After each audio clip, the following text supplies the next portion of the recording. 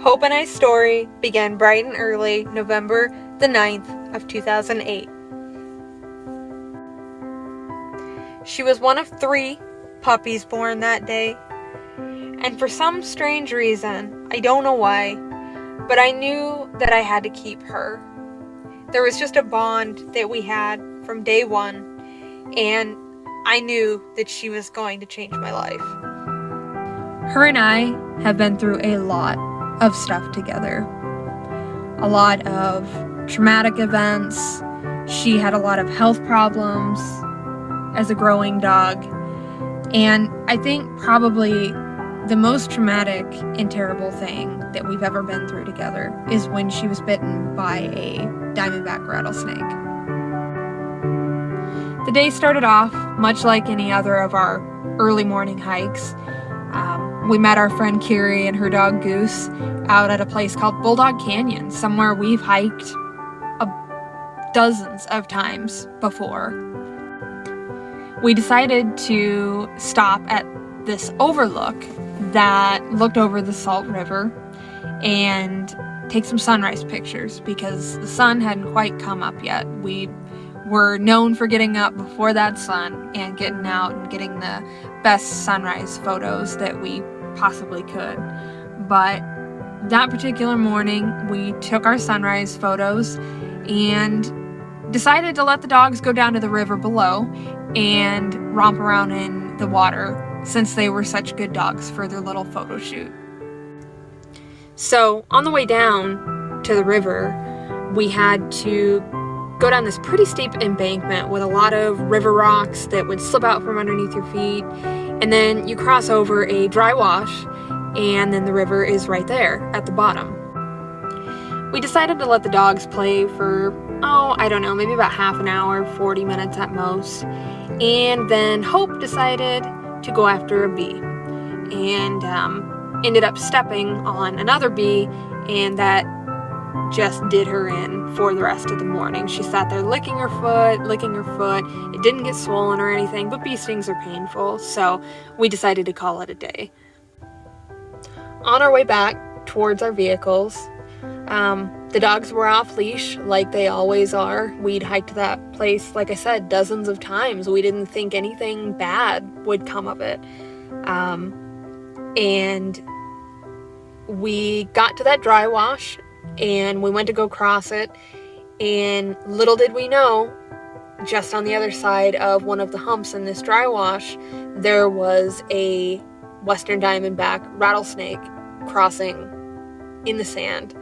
He was very well camouflaged, and we couldn't have seen him if we tried.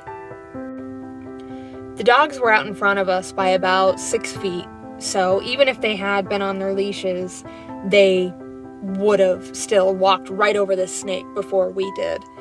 And thankfully, they walked over it, and we heard it, the hiss, pop, snap, rattling. I mean, it just all happened so fast. And Kerri's dog, Goose, backed away from it and ran around it to go back to her. But Hope, being the terrier that she is, decided that she was going to go after it instead. Hope went towards the head of the snake, of course muzzle first, and it latched out and bit her right here on the side of her face. You can kind of see the bite, but it bit her, and then she ran over to me and jumped up on my legs as if to say, "Help me, Mom, this happened." I, of course, couldn't believe that any of that had just happened, and so I was in shock and was asking Kerri, what do we do? What do we do? Oh my gosh, she's gonna die. You know, we're miles from the vet. And Kerri, thank God for her, kept calm during that moment and the entire time, and told me, well, you're gonna have to pick her up and carry her out of here, because if you don't, then the venom is just gonna course through her veins faster because her heart will be pumping harder if you don't carry her.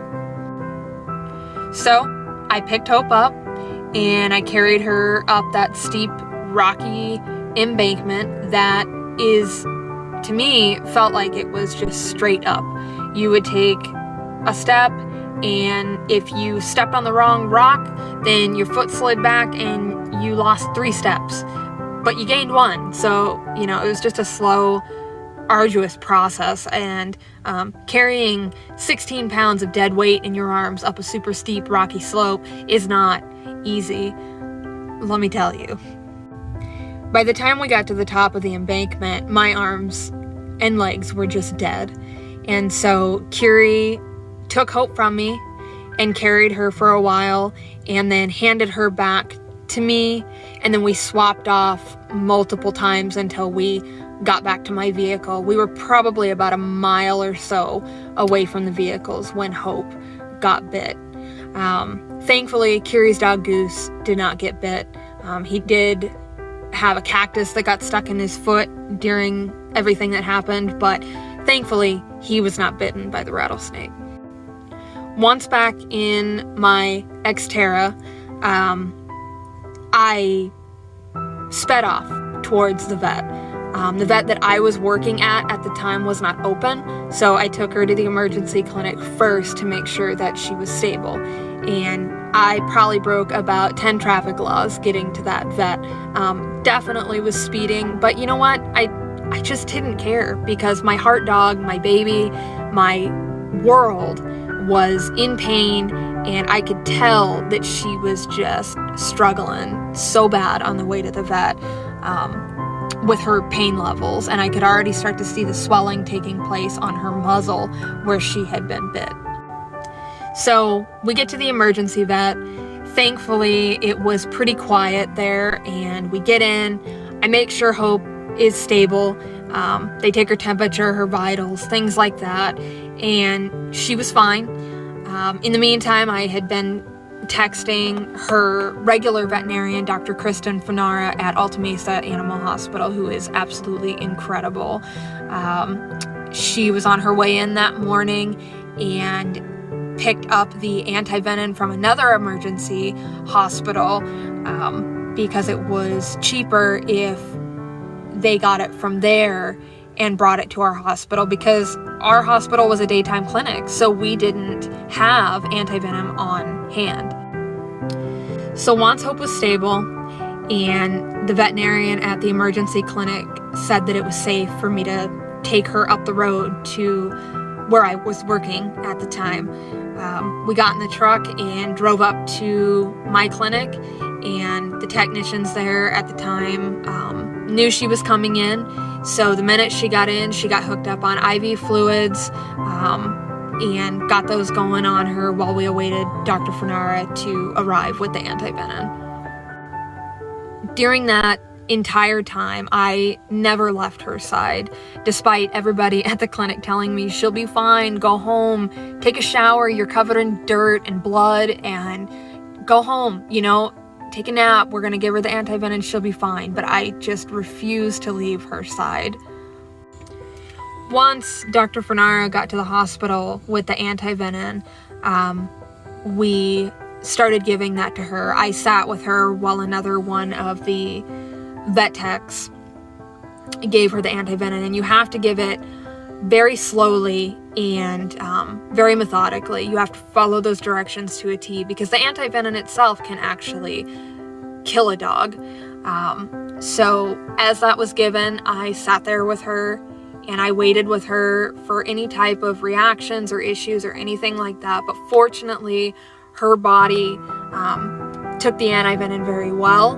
And so once both vials were injected in her IV line, I decided that I needed to go home and I needed to shower and eat something, because I'm hypoglycemic, and if my blood sugar drops, I wasn't going to be any better off than Hope was at that moment. After I'd gone home and cleaned up and ate, I headed back to the hospital, and fortunately, she was doing okay, but her swelling on her face had just gotten worse. I mean, she looked like a little bull terrier by the time I got back to the clinic.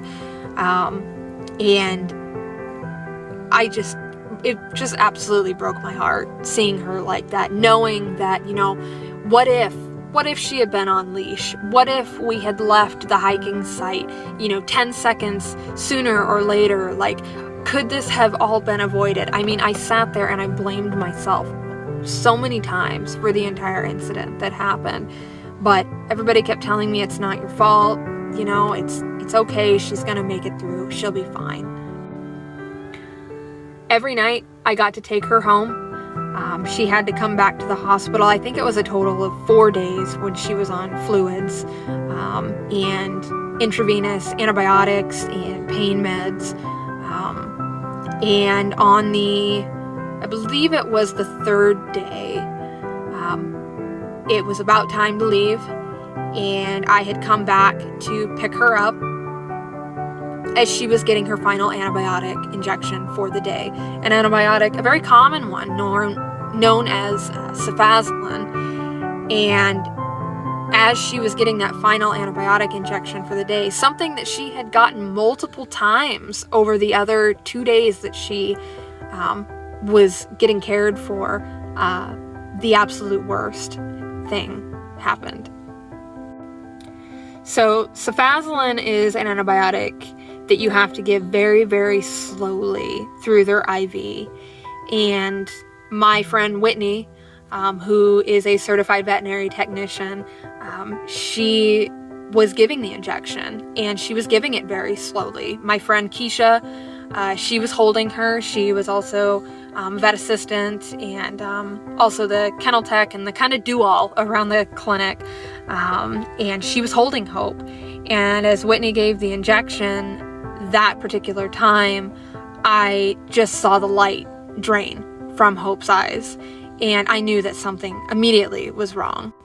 I kept calling her name, but she wasn't responsive, and that's when Whitney told me, go get Dr. Shared, who was on staff that night, and she was in a room discharging some patients, and I had to calmly go in there as to not cause panic or anything in front of these other pet owners and tell her Hope is crashing. And still to this day, Dr. Shared will say, you were so calm when you came in the room that day. And I don't know how I was, because my nerves completely went haywire a few minutes later. As I walked back into the treatment area where they were pulling what we called the crash cart out. It basically has everything in there that you need if a patient is having any type of a anaphylactic reaction to something like Hope was, or for dog bites, anything emergency basis. We had everything that you needed in there to work quickly during an emergency situation like that. And I had walked back in the treatment area, and they had pulled the crash cart, and they were getting ready to intubate, put a breathing tube down Hope's throat. And as soon as they did that, she started spewing out all this dark brown liquid later that we found out was from all of the blood that she had been swallowing due to that snake bite that was in her muzzle. I saw that, and my kids were with me. My kids had come with me to pick Hope up, and they were in the hallway, and I just had to take them, and I had to go. I had to get out of the treatment area, because at that time I thought that my girl, my best friend, my heart dog, my everything, I thought that she was dying. And I just went up in the front area of the hospital and fell to the floor and just started bawling. And my kids started crying, and I just lost it and just started praying, you know, God, bring her through. I don't know what I'm going to do without her. About 5 minutes after that whole thing took place, my friend Whitney came up, and I'll never forget it to this day. She came up, she said to me, she's looking for you. And she won't stop crying. She's stable, but she won't stop crying. And so I ran back there, and sure enough, I can't remember who was holding her at the time, but I went back there, and sure enough, she was just screaming. And I went over and I took her in my arms, and she immediately stopped crying. And then all of us started crying because she just wanted her mom.